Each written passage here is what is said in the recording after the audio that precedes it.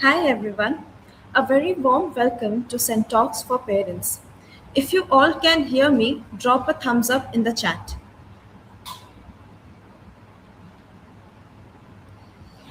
For those joining us for the first time, St. Talks for Parents is our dedicated free webinar series. In every session, we bring together expert educators and specialists to have the kind of honest, practical conversations that actually make a difference at home. We believe that when parents are empowered with the right tools, children don't just learn, they thrive. And as many of you may already know, Senta has recently launched the Parent Portal, a dedicated online portal created exclusively for you parents. This portal is a space where parents can access expert led resources and, more importantly, connect to share experiences and insights. This webinar series is an extension of that portal, part of our commitment to walk alongside you and to ensure you have a supportive community at every step of your child's learning journey. On behalf of CENTA, I once again invite all of you to another insightful session in our ongoing CENTA webinar series for parents. Before we begin today's session, a few quick notes. To keep this session truly interactive, we'd love for you to keep the live chat active. Drop your questions, reactions, and comments there anytime. We'll also have poll questions throughout the session. Please do engage with those as diligently as possible. Your input helps us tailor the conversation to your specific needs. Have you ever wondered what really helps children succeed and feel confident inside the classroom? So, today's webinar, Inside the Classroom, what actually helps your child thrive, will help you explore the factors that shape a child's learning experience beyond academics, from teaching methods and classroom culture to emotional well being and parent teacher collaboration. Our experts will share practical insights and actionable strategies to help parents better understand their child's needs and work together with schools to create a supportive environment where children can truly grow, learn, and thrive. So think of this as a very practical session, not theory, but real strategies you can use at home right away. To lead us through this, it is my pleasure to welcome today's facilitator, Ms. Uma Venkatraman. Ms. Uma Venkatraman has over 25 years of experience in teaching students at the senior secondary level. She is a postgraduate in history, a graduate in economics and business administration, a diploma holder in human rights. She is currently a senior facilitator at 21K School, a leading online school with learners from across the globe. She is a recipient of several awards, including Senta TPO, TAFIT, that is Times Award for Innovative Teaching, Lighthouse Educator Impact Award, Guru Ratna Teachers Award 2025 from Amit University, to name a few. She is widely traveled, mentoring students on model UN sessions and other educational trips to Boston, Geneva, and NASA in Florida. Uma ma'am, we are so lucky to have your expertise with us tonight. The stage is all yours. Thank you, Madhusmita, for that wonderful opening. Yes, good evening. Hello, everyone, my dear parents. So, thank you so much for taking your time out of your busy schedule to join today's session. Definitely, you will all agree with me that we all want our children to walk into the school full of confidence and curious and full of curiosity. But the starking reality is that the current academic systems or modern classrooms, as we call as, are overwhelming. Why I use the word overwhelming here? 30 years before, teaching was, or maybe when I started my teaching journey, the role played by a teacher was totally different from the role that is played today. Today, Children have, or the learners have everything at their fingertips. Before they even enter the classroom, they are quite familiar with what we all call as command words or the key words that we use in the class. But they're highly misguided and misinformed. So here comes the role of the teacher, very effective now in guiding them and removing all the misconceptions that they have. So I think even though the teacher is the same, the role they play has now becomes very enormous, and hence there is the need for. I mean, when there is a massive difference between surviving in a classroom and thriving in a classroom, when that massive difference is there, the role of the teacher becomes. I mean, it is now like a double-edged sword. Today, I'm not going to give you a big lecture and all. I'm just going to take out some experiences from my own classroom. And I would like to help you with some environmental strategies to unlock a child's natural potential. No rote learning, no perfect scores. And I would rather promise you some very good key takeaways which can help a child in fostering, curiosity, building resilience, and enhancing their confidence. I'm an educator for the past for more than 25 years now, and I've been always passionate about creating space for children to communicate and collaborate. And I have also worked with many kinds of almost all kinds of learners, from history buffs to the quiet ones, disengaged ones in the classroom, highly capable ones who create, they're very or create a picture of over smartness in the classroom. Every kind of child I've dealt with. So my goal has always been to have an inclusive education, which makes each individual in in the classroom thrive, each child in the classroom thrive. So please relax and listen to my session. Hopefully, it will be very useful to you. Yes, and with that, yes, the today's topic, inside the classroom, what actually helps your child thrive. Definitely, each and everyone would agree with me to the current concerns that we are facing, right? There is anxiety, pressure. We can also, each and everyone knows what is going around us, also, what are the kind of tensions that parents are facing, the kind of tensions learners are facing. With certain focus and goal in mind, they are working towards something, but something else happens, so that as a result of which it can create what you call the anxiety, pressure, then entrance exam stress, which is currently going around us, frustration, low self-esteem, low confidence. So I think this has become a major concern for all of us. So how can we minimize these concerns, and how can we take go ahead, so that at the end of the day there are three things very clear to the child. I must have a focus. I must have a goal setting. Second, to achieve that focus, I will have to face some challenges, and whatever is my goal setting. And at the end of which, I believe that my hard work, or my work, or whatever kind of work I put in, with the help of my parents and the teachers at school, I will get some positive outcomes. So if these three things are set in, and if the learner or the child or the student is clear about these things, definitely at the end of the day there will be a positive positivity that is coming for that particular child. So so let us now go through two scenarios. You can also answer me in the chat.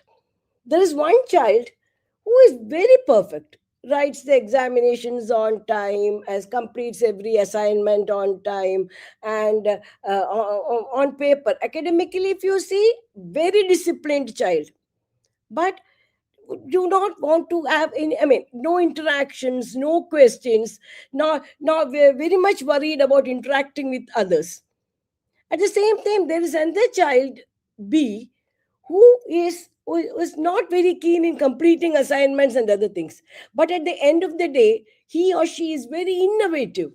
She has not even completed, I have just given an example here, not even completed the math paper. But at the same time, very excited, very much innovative, creates a lot of communication in the classroom, and she's ready to give answers to these complex problems that might come up in the particular classroom. So what is the difference between these two children? I would never say that academically, if the child is indisciplined, their focus can be achieved. No. But at the same time, collaboration and communication and interaction, when this increases in the classroom, the ultimate result is innovation. So you start talking with two of your friends. You are going to, I mean, get engaged with that particular topic. On the one hand, you have not completed your assignments, that is also there, but at the same time, by interaction, a new kind of emotion is there in the classroom, where everybody together collaborates together to find that particular spark over there. So the spark is what we call it as the curiosity in that child. I earlier mentioned about two words, surviving and thriving in the classroom. So one student is okay, I go to the school, I do my work, I complete my assignments, I do everything, I'm always with the textbooks, I do everything, I come back home. Now, there's another child who is there. Please don't misunderstand me. I'm not talking about completion of assignments here. At the same time, a set of, interaction with others can create a new bustling curiosity and environment in the class. So that is, both these combined together can help the child focus in their future or life or whatever it is. So there is one, what is the current brain fuel level? Whether it is going to be 1, 2, 3, 4, 5, 6, there are choices kept here. This is just to make a quiet learner in the class spring up a surprise in the classroom. There are some children like that. They're very quiet, but some questions excite them. They're immediately ready to answer that question. There could be some other students who will not allow some of them to answer, but then when this particular division in the classroom is sorted out by the teacher, allowing the quiet ones also to come up. So definitely you can express your energy check for the evening today. Yes. And yeah, so thriving happens with care and nurturing. Without Yes, I can see Miss Madhumita replying, a classroom for a child is a home away from home. So the school should make sure that a classroom maintains homely atmosphere, definitely. Because home is where the child spends the maximum time.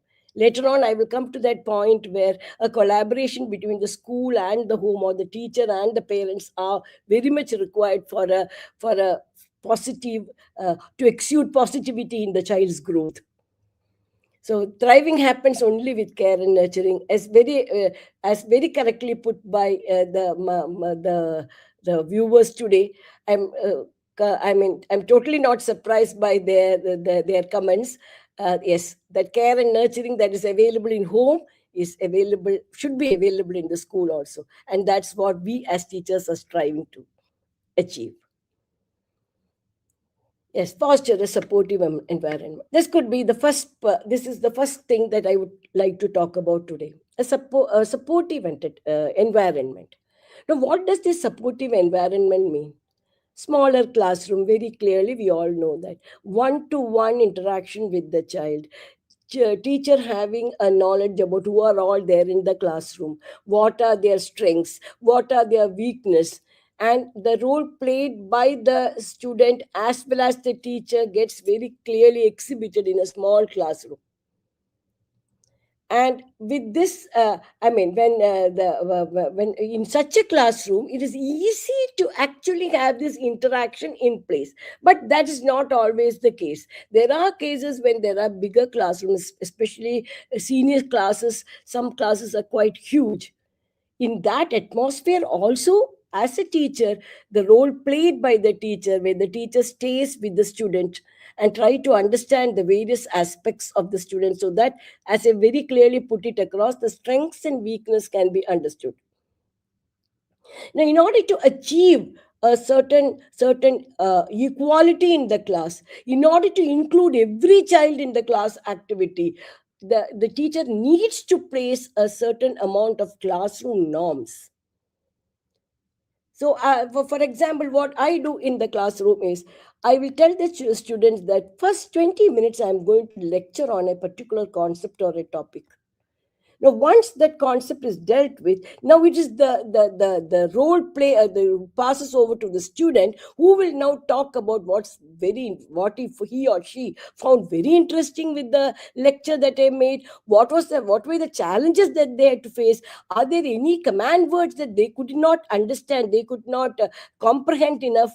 Or should so that part, as we all talk about the exit ticket, and later on I will talk about the exit ticket, but here, this is the small, I mean, rules and regulations in the classroom, that while the teacher is trying to explain a concept, it is better that you don't answer in between, so that the clarity is there for the entire classroom. There could be, as I very clearly told you, overwhelming classes, simply because every information is available at the tip of the at the flip of a button. So, in such cases, what happens is that it is very difficult for a teacher to continue with the explanation of any common, what you call, subject that is taken in the classroom. So, a small amount of class discipline is first set in, and along with that, these roles played by the children in the classroom are very clear. So at the end of the discussion, the child comes out with various kinds of, doubts, or whatever it is, what are the challenges that they face, or even what interests them a lot. And in these cases, the school depends a lot on community collaboration. There are frequent visits to factories, to NGOs, to welfare homes. So nowadays, it has become a mandatory in most of the schools to visit welfare homes, so that empathy is also understood by the child. What is the position that I am today, and why are the others, what is the position that the others are in, makes a child more responsible, more answerable. That is very important. So community collaborations also help a lot in such cases. Along with the classroom environment, there is a community collaboration by the school also. And second, what I would like to bring your attention to is meaningful and engaging classroom discussions. As a history teacher, I have found out that history is one subject nobody wants to take, simply because they feel that there are no real life examples in history. With real world learning, with practical application, with hands on experience, children gain a lot of information. Right now, as I'm working in an international school, and I teach international history, there are certain curiosity triggers that I do in the classroom. I make sure that the child understands. For example, now I am teaching them the Korean War, and in Korean War we speak about DMZ. The child is very curious to know what is this DMZ. You go to the Google, you get the full form of that, but make them understand what is the current scenario of that, putting in context with the current geopolitical situation that we are in. That is the real life application. Bridging the gap between the past and the present has made many history buffs, or history, those students who even hated history, are now very curious to know what is the next step that we are going to do. Many terms that we used during the World War are again being used now. Peace treaties, or what you call, this one, reparations. Whatever the words that we used some 100 years before, again it is coming back to position.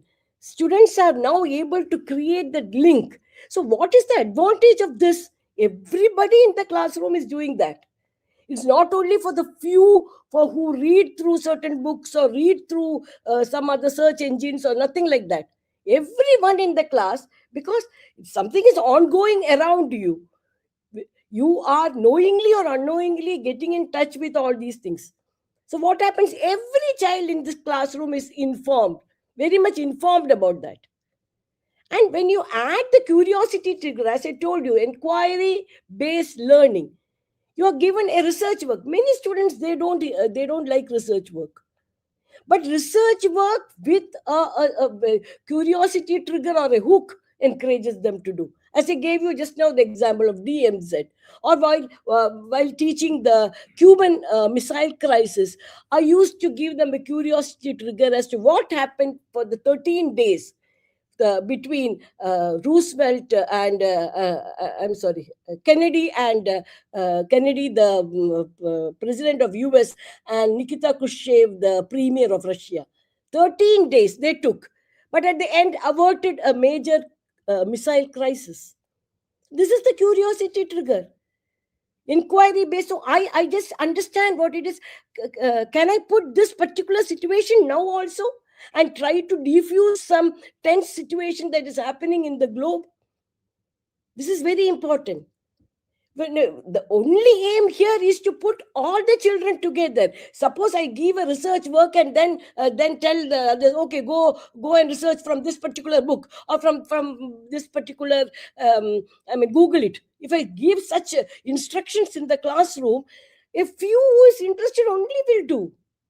If I put the current situation with them and ask them, can you do something to diffuse the current geopolitical tension in West Asia? If I ask that question, definitely everybody will have some answer. See, finally, at the end of the day, we are not seeing for a correct answer. There's no right or wrong.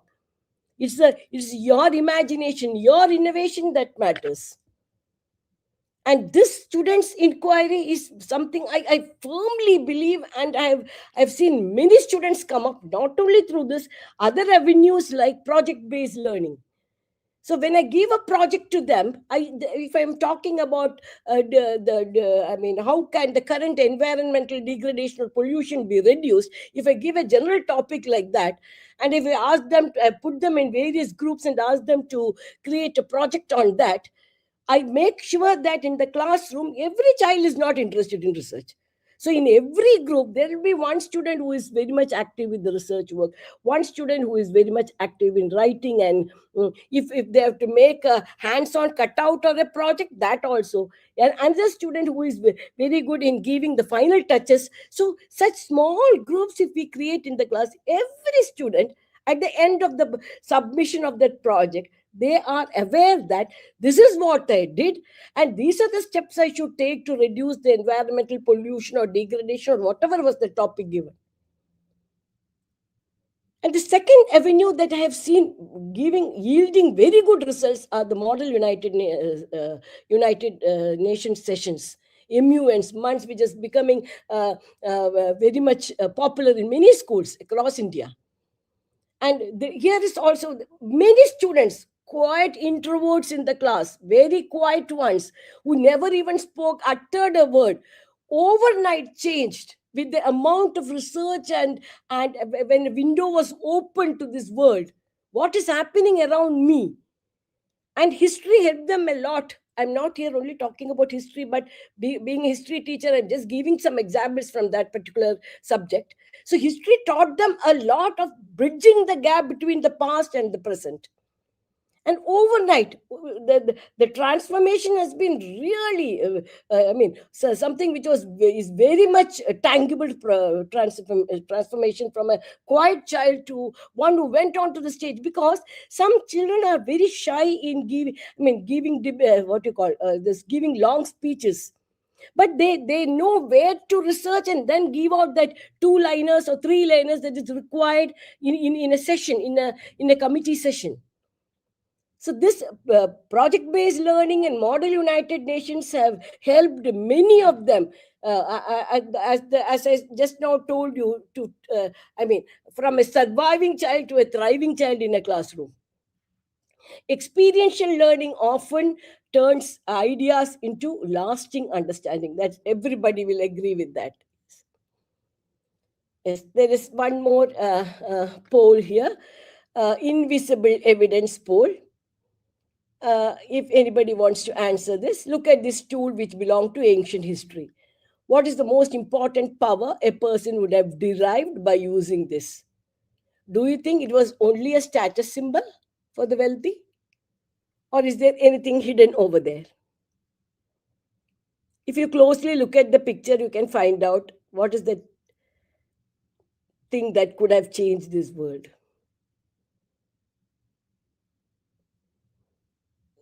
Yes, I will answer this. You can see a stylus over there, and the other one is the Roman clay tablet, a very ancient tablet. With stylus, they used to write on the tablet. Now, what is so important with the writing on a piece of what you call paper, or writing all those the cuneiform writing and everything happened so many years before in Egyptian history and other things. What is very important here is with the stylus when we write, the there could be situations where we have made some mistakes. The mistakes can be erased. Yes, that is what exactly we want from every child. The one reason why a child does not speak out is simply because, oh, ma'am might consider it as a wrong answer. My friends will make fun of me in the class because I have given a wrong answer. So I will be always making some mistakes, so I do not want to answer in the classroom. No, mistakes can be easy. We as teachers, the role is very very important. Mistakes can always be erased and rewritten. There is no problem. You are in a safe zone. You are with your teacher. You answer to the teacher will find out what is the thing that you are lacking, or did you go wrong. As I very clearly said, it is very important that we have to give this assurance to the child that you are not looking at a right and I mean, the answer is not going to be a right or a wrong one. That kind of feeling stress should not be there with the child. You are giving a perspective. When even if you're writing a wrong answer and if the perspective is right, why should that answer be wrong? That is my question. See, you might have something not aligned with what I'm talking right now. You might say that no, in answer papers we have to write the right and the wrong ones, right? If it's a wrong one, it is marked wrong and marks are deducted. But at least many changes have happened now. A year back, CBSE introduced that wrong answers cannot be given. There should not be a red ink used to correct these papers, right?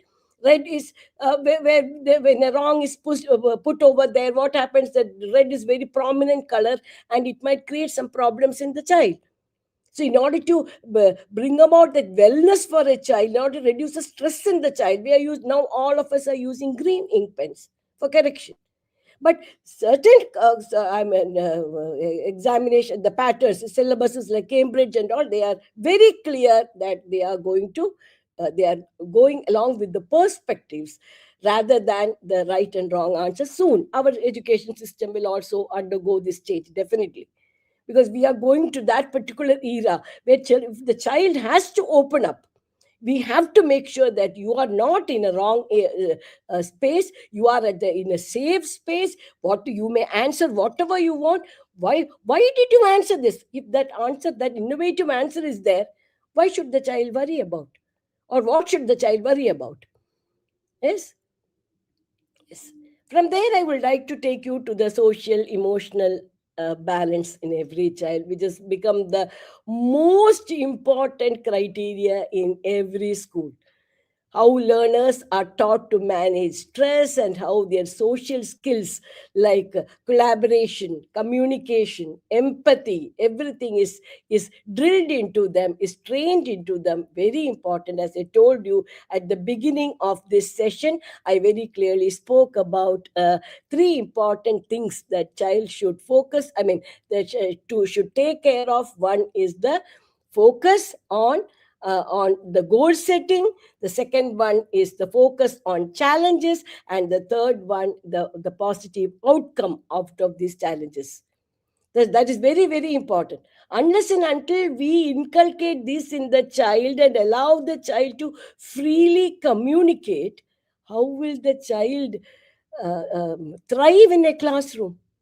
It will end up surviving in a classroom. Oh, there are those the other children who know much better than me. They are always giving right answers. The teacher is very much happy with these children. She may not be happy with me because I'm giving a wrong answer. No, never. So that is one important thing that as teachers we have to take care of. And now we moved, as I've already spoken about, community partnership with NGOs, I mean, debate clubs, theater clubs, then art clubs. All these many schools are having all these clubs now to actually boost in the confidence, very much required for every child now. At the end of the classroom academics, the end of the day, if the child feels very gloomy, or child feels that, oh no, I'm not, I'm misfit for this subject, or I'm fit for this subject, that feeling should never be there. So in order to take away their focus from where they had some challenges to a focus where they can I mean, flourish themselves, there is a change. That is why these clubs and partnerships are also very, very important. As I told before, in order that the child shows its full potential, I completely bank on the parents. Yes, as especially during PTMs, parents do come up with their own worries, their own concerns.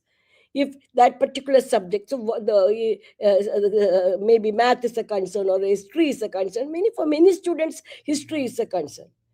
So when they come up with this, I assure the parents that yes, I will try and try to inculcate that habit of reading on a daily basis. Try to monitor the child, but from your end, please give him the actual support and encouragement.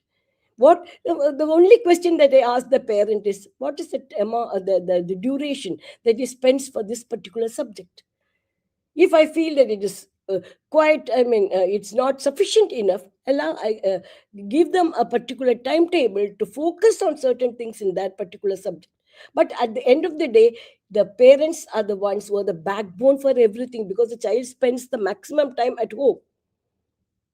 Yes, so that is another way which I would like the collaboration between teachers and parents, school management, teacher, parents, all this should be aligned perfectly well, so that the child gets the full benefit of that. We are not benefited, the child is benefited. Now, positive qualities in a child. Definitely, you all know that every child has a role model. What they absorb in the beginning is their role model. When in a smaller class, if you go to a classroom and ask the students which is the subject you like the most, they would immediately come up with the answer: social studies.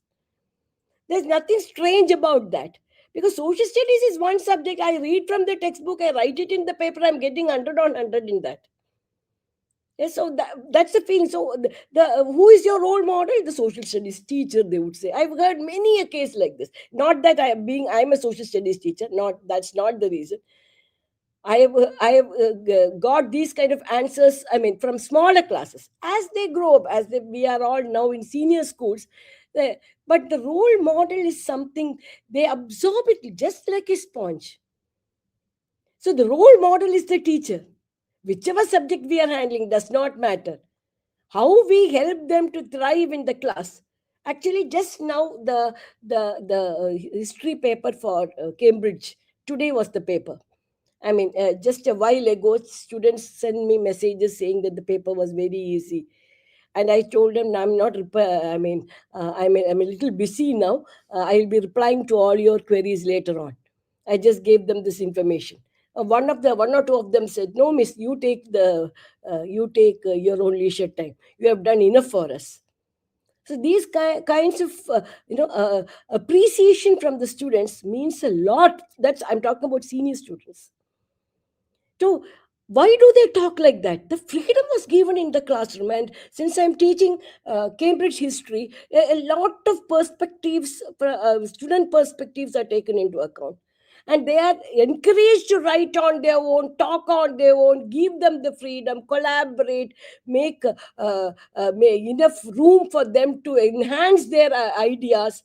And only the basic ideas or whatever is there in the course book we help them with. The remaining, they create things. So that feeling in them, the teacher has done enough for them, and now you take rest, ma'am. That is the words they have used. So that kind of the teacher student interaction, that kind of a role model we have to play.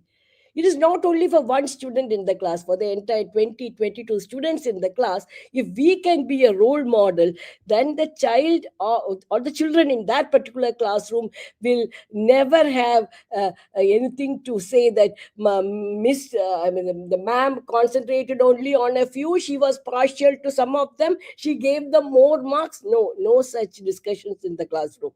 No student will feel isolated, alone in the classroom. All are together, and when an examination comes up, it's a cup brimming with joy, cup full of joy now. Yes, so that is, as a role model, the role that the teacher plays is really enormous. And the next point, which I have already spoken about, the fear. No, a place where there is no fear and judgment. I would like to give a small example here.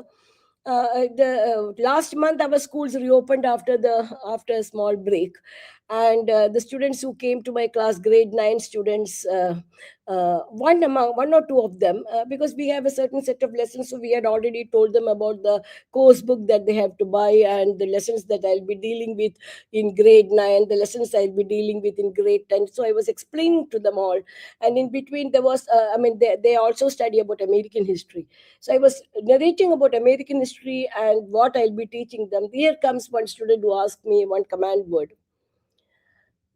When I heard that command word, first thing, why is the student talking about this word? That was the first reaction in me. How should I react to the student? Because this particular command word requires more of scaffolding for the children. Then only generally take up this command word in the classroom. Of course, it's a part of their syllabus, and then I put this command word in the classroom, and then I'll explain to them, because it more or less connects to racism.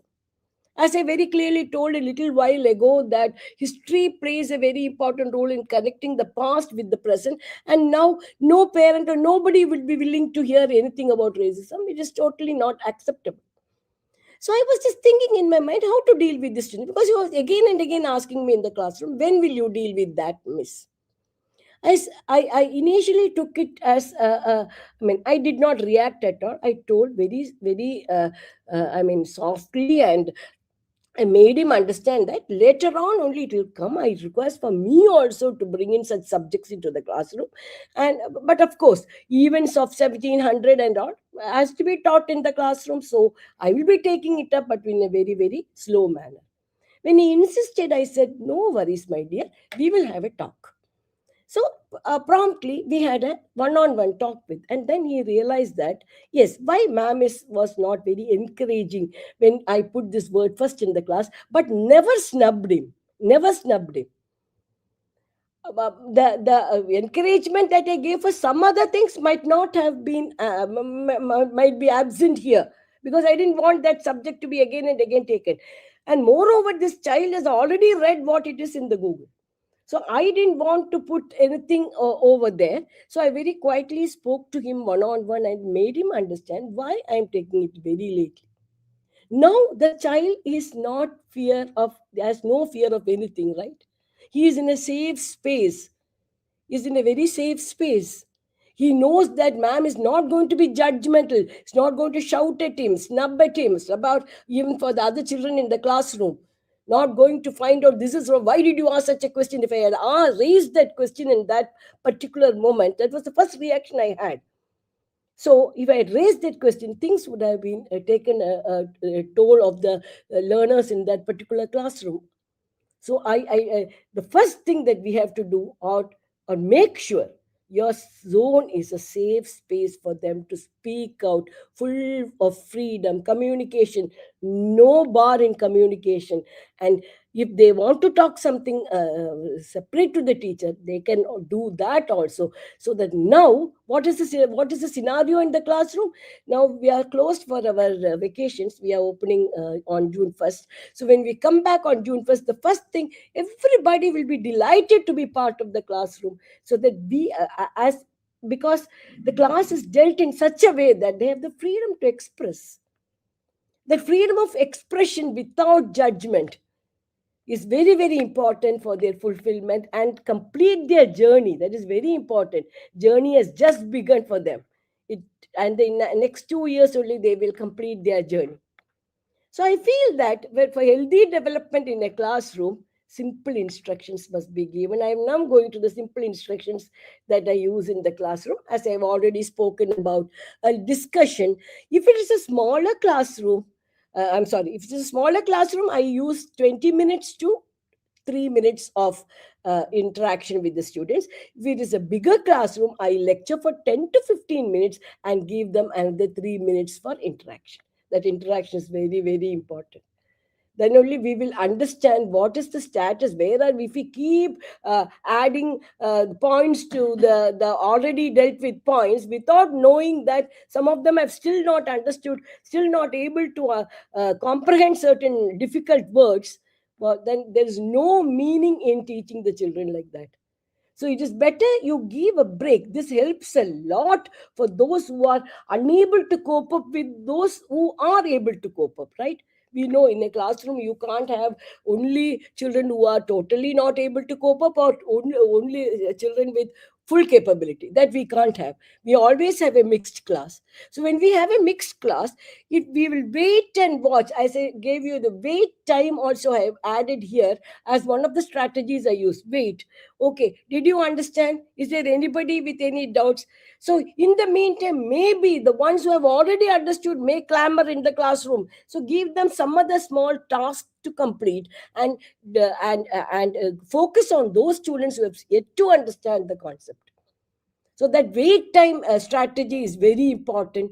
Breaks in between, very important. I have made Fridays as fun days for them. So every week they look forward to the Friday. But the catch with the whole thing is that these fun Fridays, I have made it very clear that it's based on the concept that I am teaching, not just taking some questions randomly from somewhere and presenting it in the classroom. So it will be based on what we are learning, that particular lesson or concept that we are learning in the classroom. So every week, Friday, they're full of joy. Everybody vies with one another. Okay, Miss, today I will do the quiz, or tomorrow I will do the presentation. Everybody wants to do that. So, and accordingly, the formative and the summative assessments, as we all know, the format, we include these all small little gestures from the learners in our formative assessments. And yes, and one major thing that I think have made a difference, not only with me, entire teaching fraternity would completely agree with me that anyone can answer concept in the class. There is no raising hands. So if you ask them, how many of you know the answer, three of them will raise the hands. Others will, some of them are in their own world, some of them will be doing something else, some of them feeling that I might give a wrong answer, so I'm not going to answer. Yes, all these will be the reactions in the classroom. Anyone can answer anything. Yes, but of course it linked to the concept that we are doing. So that anyone can answer has created a positive vibe inside the classroom. Small group discussions are another thing that I look into. And the hook, as I earlier told you, the curiosity trigger or the hook I use in the classroom. So now is the time for the reflection from the parents. What is that one quality as parents you would want in your child? Is it curiosity? confidence, or empathy? You may please answer in the chat box so that.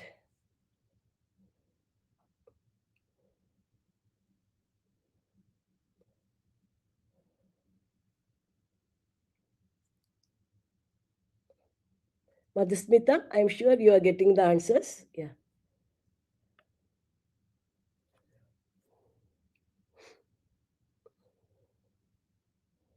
Yes, I'll go ahead with now. Yes. Now, as we earlier discussed, the exit ticket strategies. So the easiest, yes, confidence and empathy. Very correct.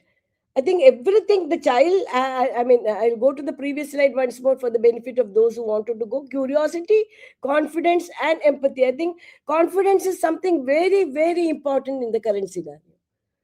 As a very that's the main thing in confidence, the freedom to answer a question without any inhibitions, and the feeling that they are in a safe zone to answer that nobody is going to find fault with them. That is confidence. Of course, empathy, which is very much lacking in yes, definitely. Thank you, thank you. Yes. So one simple way I do in the class is at the end of the class. So we all have a 40 to 45-minute duration per class. The last 5 minutes, one thing I learned today, hardly two of them only will get the time to answer. Of course, make sure that in the next classroom also, I mean, we have to, as the teacher fraternity has to make sure that that one thing I learned today must be there. You can very clearly understand, was the child actually attending the class, or the child was doing something on their own in their own world. It happens, right? Children are children. You can't change them. I mean, the way even adults cannot be are difficult to handle. Same is the case with small children also. Grade 9 and 10 are they're just beginning their high school, the senior secondary level. So, at that level, if we can ask them one thing I learned today, and everybody will answer also. Miss, I understood that. Miss, I did that. Fragments in parts. Yes, encourage them to answer. And so that we get a better picture of what we have already done in the classroom. So there's one more quiz that, sorry, poll that is coming up. Which classroom value would you help you to feel safe sharing your ideas? Was it active listening, respectful dissent, or encouragement?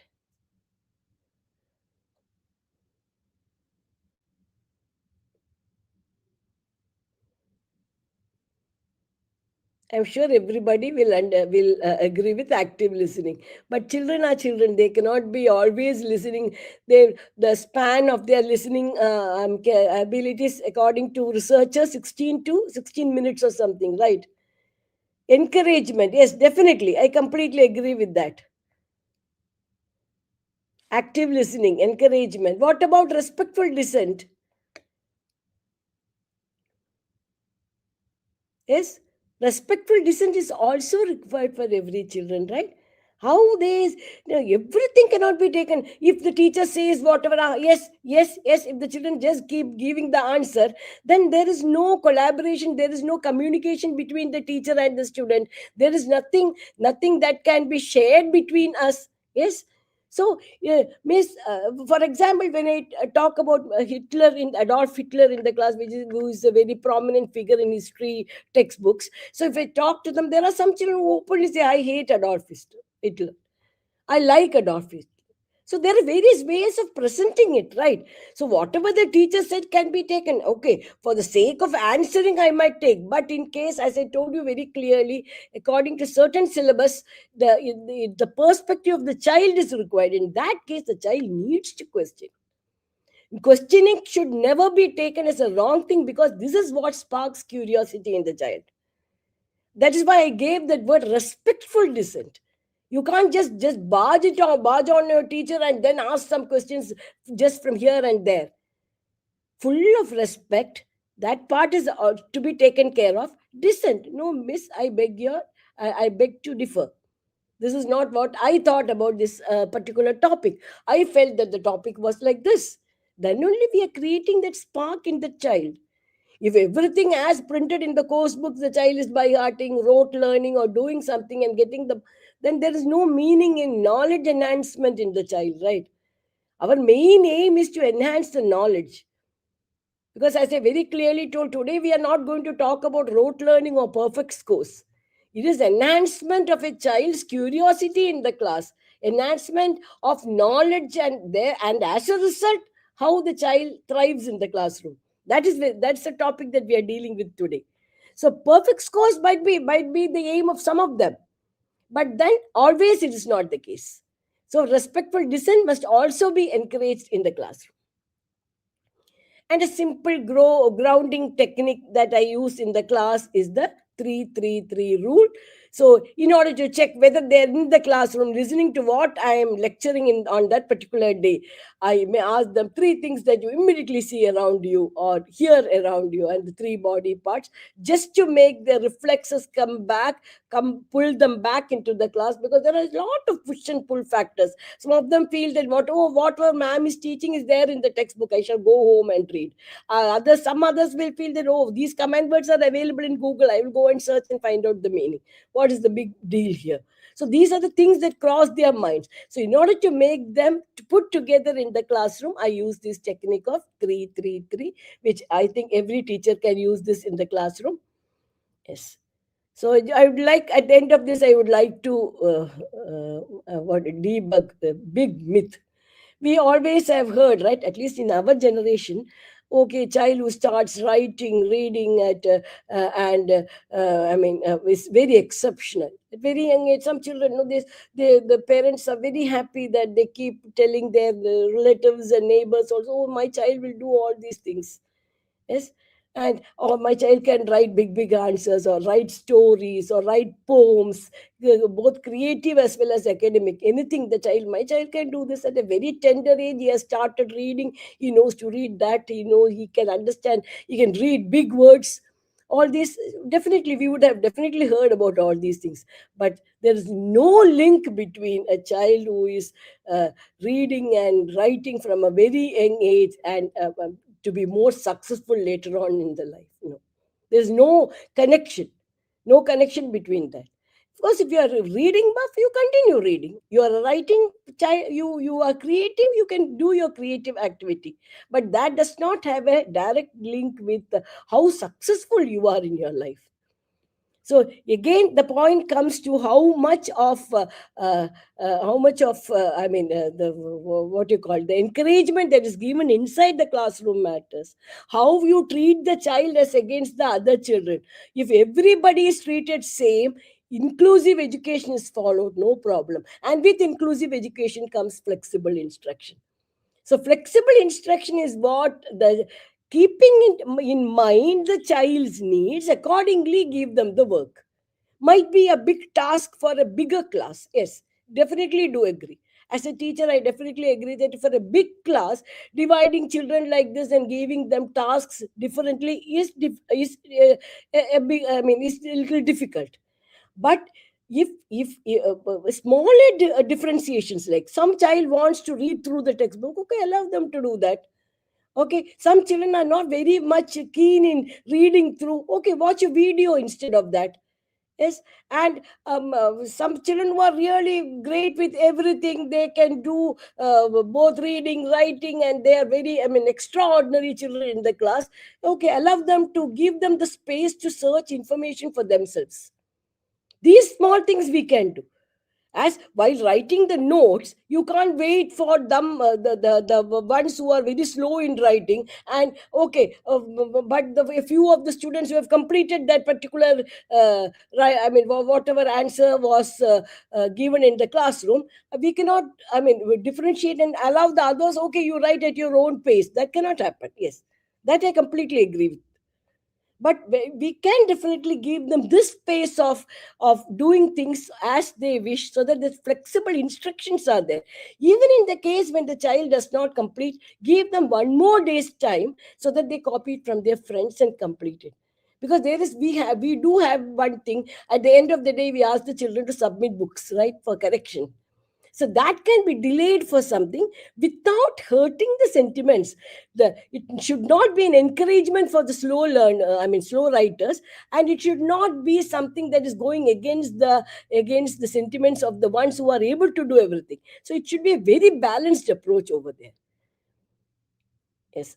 And as I've already told about small classroom sizes, or forming groups of small sizes, I completely believe in that. Small group sizes have definitely led to what you call enhancement of ideas, and each and every one contributing to what best they are in. So in that way, a completed work has some meaning over there, because each and everyone has contributed, and each and everyone has a very clear understanding of what they have contributed and what is the final outcome. So yeah, in order to I mean have the understand the natural strength of the child, a small I mean what you call is created where they are I mean given a chance to write a book or poem. I just now explained about that.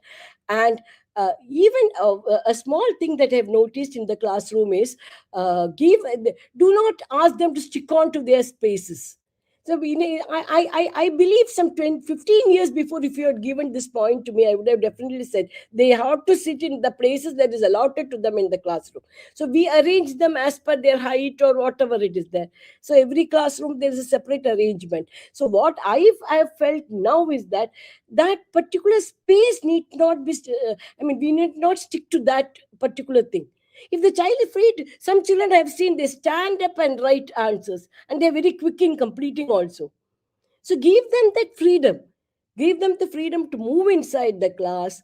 And if they are not creating any chaos in the class, why should we bother?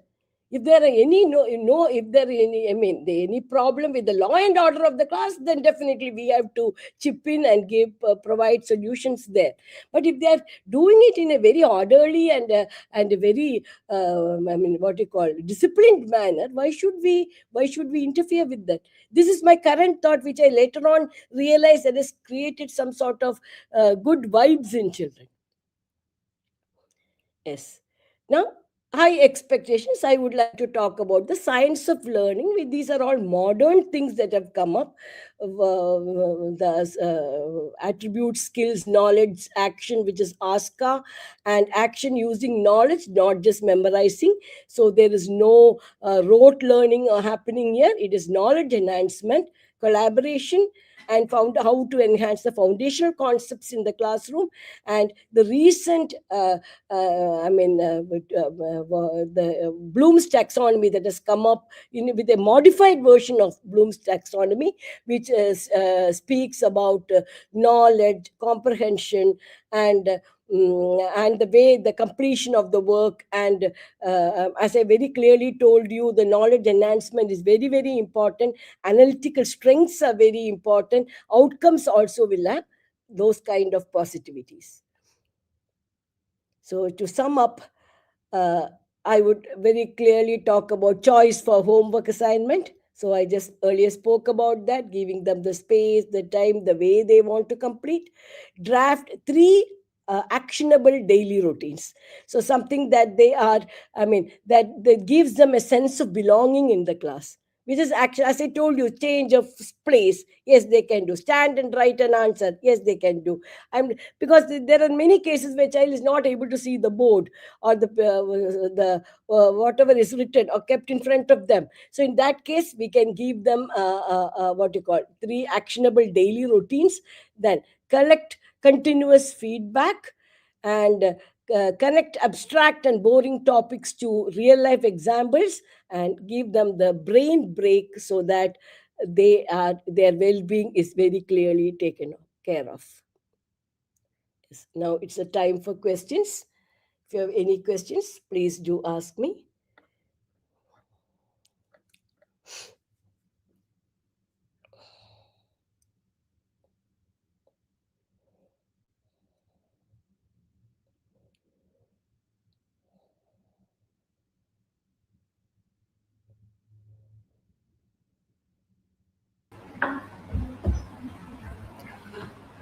Hello, ma'am. So we Yes. didn't have a lot of questions, but the live chat has been incredibly active. Okay. Thank you so much, ma'am, and Welcome. thank you to the lovely audience. You have given us practical ways to shift conversations at home today. Participants, please to share your appreciation in the chat. She has given us so much to think about and take home tonight. A few things before we close.